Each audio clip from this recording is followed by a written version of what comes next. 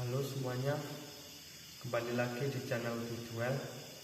Perkenalkan, nama saya Dwi Setiawan dari Sekolah Tinggi Agama Buddha Raden Wijaya, Prodi Pariwisata semester 1.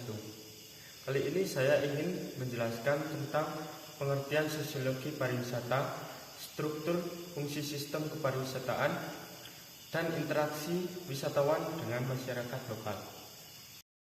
Pengertian pariwisata.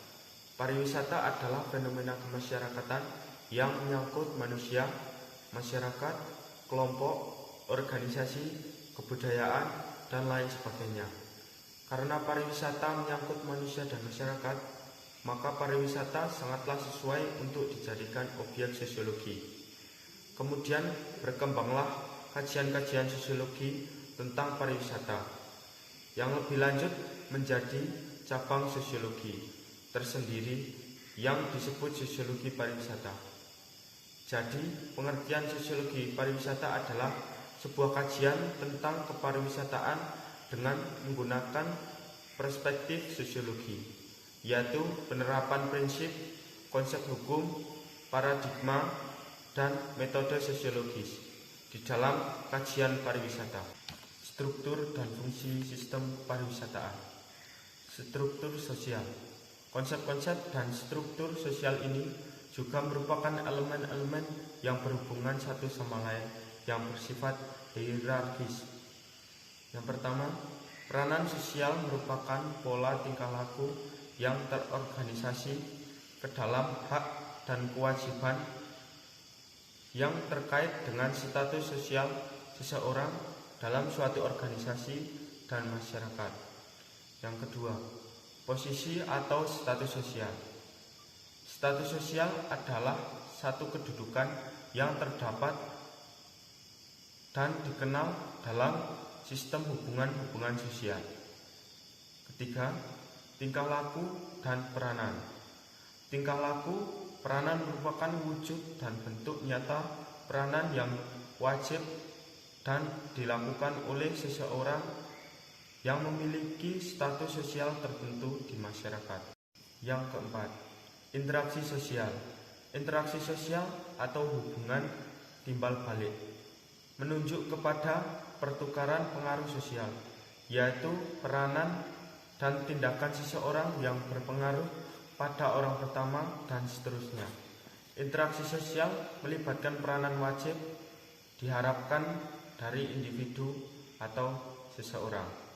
Kelima, hubungan sosial. Hubungan sosial terbentuk oleh adanya pihak-pihak yang saling membutuhkan, baik bersifat sesaat ataupun jangka panjang. Komponen-komponen pariwisata. 1. Objek dan daya tarik pariwisata. Objek dan daya tarik wisata meliputi flora, fauna, dan panorama alam, dan budaya yang masih ada dalam suatu daerah tersebut. Yang kedua, biro perjalanan wisata atau yang sering kita sebut dengan BPW sebagai kelompok yang menyediakan layanan wisata. 3. Transportasi wisata. Komponen transportasi wisata meliputi transportasi darat, laut, dan udara yang bertugas sebagai layanan perjalanan para wisatawan. Keempat, hotel dan akomodasi. Hotel dan akomodasi lain dikategorikan menurut kelengkapan dan mutu fasilitas bagi wisatawan.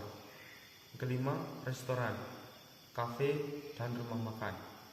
Komponen ini merupakan salah satu kebutuhan pokok bagi para wisatawan selama kegiatan wisatawan melakukan perjalanan wisata.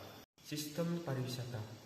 Kepariwisataan merupakan suatu konsep yang kompleks dan membutuhkan keterlibatan antara sektor atau lingkungan usaha yang lain, seperti agro, konstruksi, perdagangan, dan lain-lain, serta keterlibatan antara dimensi, seperti bisnis, akademis, sosial, budaya, dan lain-lain. Bermacam keterlibatan tersebut dapat dilihat dari sudut pandang sistem, yang biasa disebut sistem kepariwisataan. Sistem kepariwisataan merupakan sistem yang bersifat terbuka, open system, karena sifat atau karakteristiknya yang multisektor dan multidimensi. Interaksi wisatawan dengan masyarakat lokal.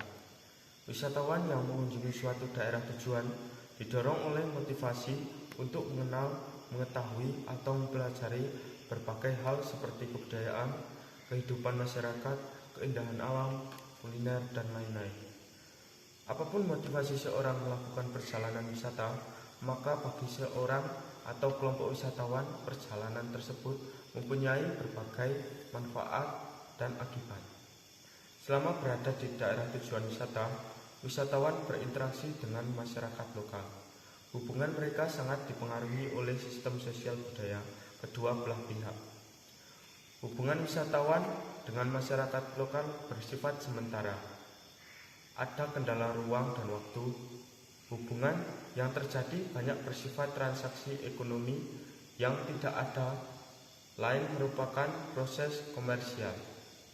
Saya akan memberikan contoh interaksi wisatawan dengan masyarakat lokal yang ada di Yogyakarta, tepatnya di Sosrawijayan.